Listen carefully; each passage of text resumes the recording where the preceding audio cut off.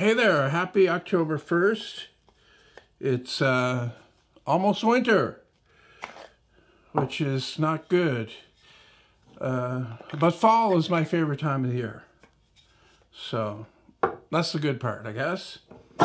And I just released the video this morning. It's actually the final video in that series on using a table saw.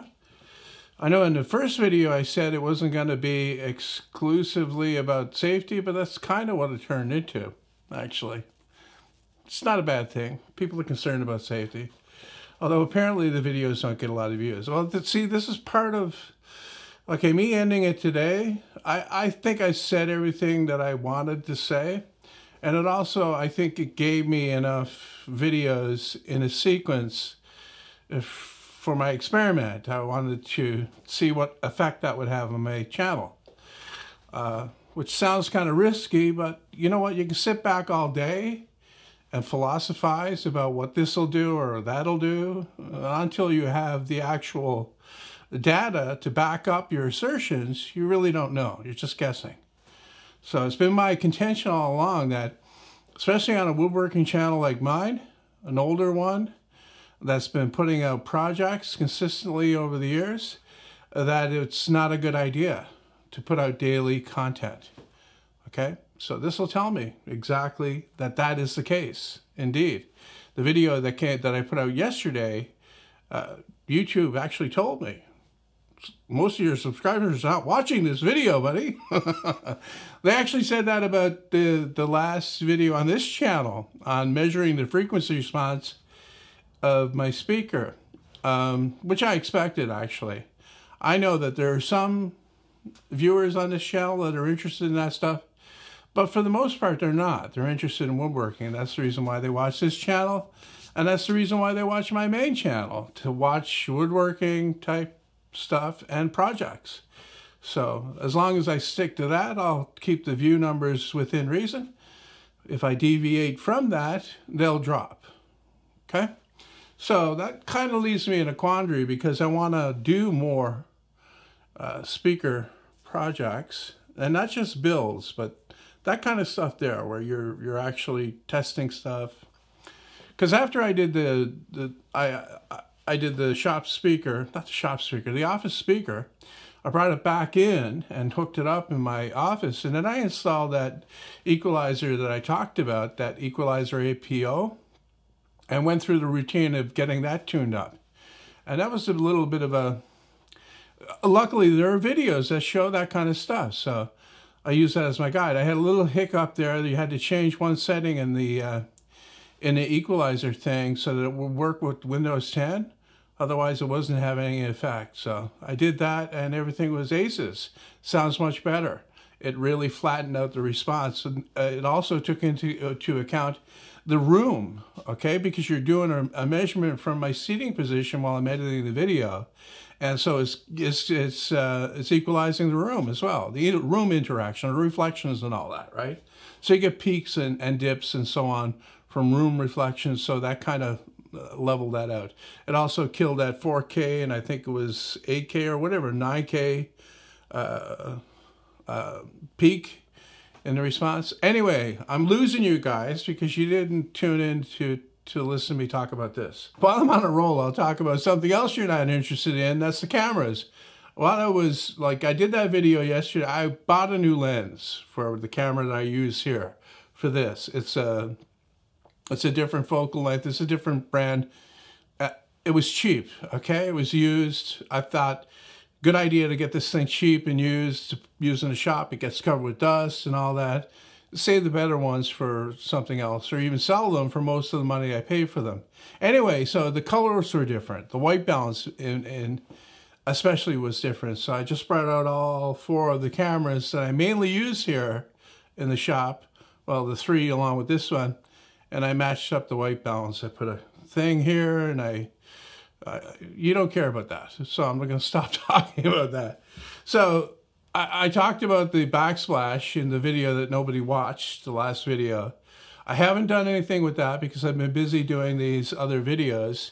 You know, you basically, you get up in the morning, You release one after writing the description. You stick around for a while reading comments and responding to some of that stuff. And then you come out and you start recording the other one.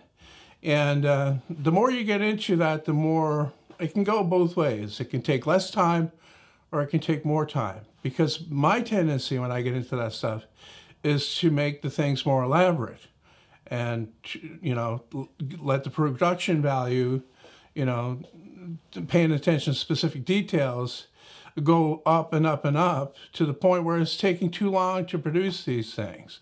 Very much unlike these, you know, I don't do very much editing on these. I don't have any kind of a script or talking points or anything. I just come out and I record them. But that's different when you're trying to get something,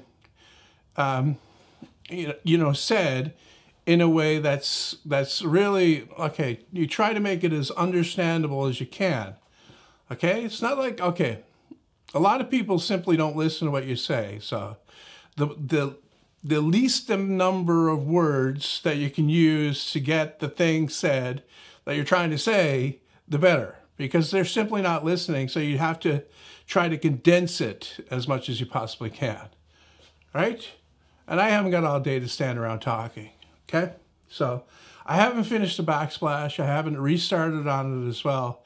What's done in there is done but not finished. I don't have any finish on it, so I still have to be careful about it. I want to get back on that before I completely lose interest in it altogether. But I want to get a project done. I don't think I can get it done for this weekend.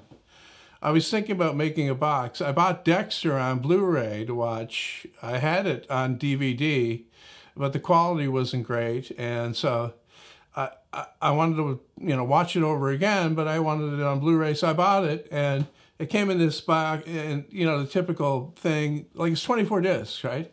So it comes in this thing, and it's all, you know, they're stacked and kind of a nightmare. But I've been ripping it too. So that's what I normally do. A show that I want to watch, I rip it from I rip it from DVD, or I rip it from Blu-ray, and I keep it on the hard drive. That's the reason why I needed such a big hard drive on the console stereo thing. That's a lot of people didn't get. Okay, it's not just a stereo, it's an entertainment type thing, right? It's connected, like that's a computer in there, a real computer, okay? That's connected to the 4K TV. And so I do everything on that. I even design projects on SketchUp and all this. Anyway, so I was thinking about I was gonna make a box for the discs, very much like the Blood Slide box that he had in the show, but I don't think it's going to have any interest. So, you know, I like to build the box. I was going to use some interesting wood, maybe. I don't know. But, yeah, I don't know. It's another box build. Who cares, right? So if I'm not going to do that, I should start on one of the bigger projects that I have planned. And probably the biggest one of those is the workbench. See, the workbench that I have in mind, I don't know. I have to go back to my drawing again and maybe redesign some stuff, because originally I wasn't going to have any drawers underneath, or I was going to have very few drawers underneath.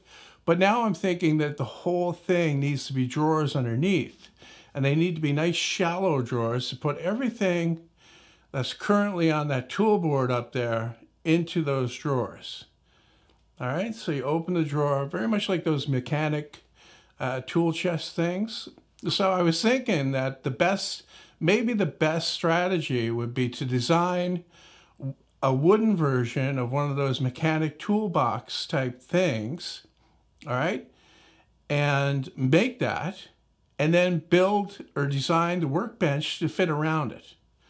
All right, not actually be attached to it, just like the workbench fits over top of this. Very much like I had this before, actually. If you can recall my older videos, I made a drawer unit to fit underneath here. It wasn't very good though, because the drawers are basically useless when they're too deep. They have to be just deep enough to put the things in there that you're going to put in there. Unless you've got some sort of tray system that you open the drawer, you lift out the tray, or slide the tray sideways, or slide the tray front and back, to get at the stuff that's underneath. And then that's not convenient either. The very best way to do it is to have shallow drawers, just deep enough to put the things in that you need to put in, and organize the things in there the way they would be organized on a tool board up there, right? So you don't have things piled in there or stacked on top of each other in there. You have them laid out properly in nice, big drawers that are not deep. What that does is it clears that wall down there, and then I can do something else with that wall. I was thinking about moving the drill press down there. I was going to get rid of my old drill press cabinet and build a better solution around it that utilizes space better. Part of that would include built-in workbenches that I generally don't like. Workbenches that are built like onto the wall. I generally don't like those. I prefer to have everything freestanding. But since I built that down there, and I did such a good job with it, and I see how useful it is and how attractive it looks, that's kind of turned me on to the idea of doing something similar up here. Like have two short pieces of workbench on either side of the drill press, which would be in the middle. And then underneath that, it would either be more drawers, which, to be honest, I'm not crazy about because I don't think I have enough actual stuff to put in there. So I was thinking about maybe more tool garages, like my router table is under there. So something similar to that, okay? So that's what I was thinking there. Also, I need some kind of a mobile dust collection type situation, very much like Jay Bates made with the vertical stacking type shop vac on the bottom, and a cyclone above type thing on wheels that you can wheel around, you can hook up. Because right now, okay, I've got a shop vac underneath the table saw that's permanently hooked up. I've got a shop vac over here that's servicing the miter saw, and I've got a shop vac up here that only does the sander things. So if I was to mobilize that, then I could make a better use of it. Like, I don't really have a shop vac out here for general cleanup.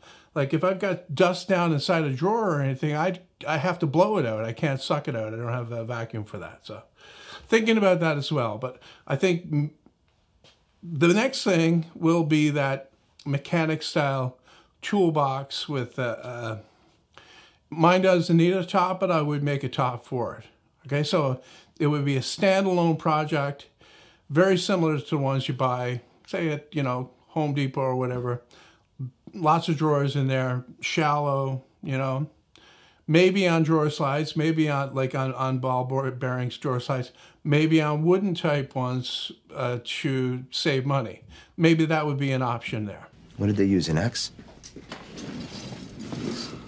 It's blunt force. See the way the head's caved in? You guys check out the new Hottie McCodass and Dispatch yet? She's a butterface. Listen, Butterface. You know, compadre, she's got a hot body, but her face,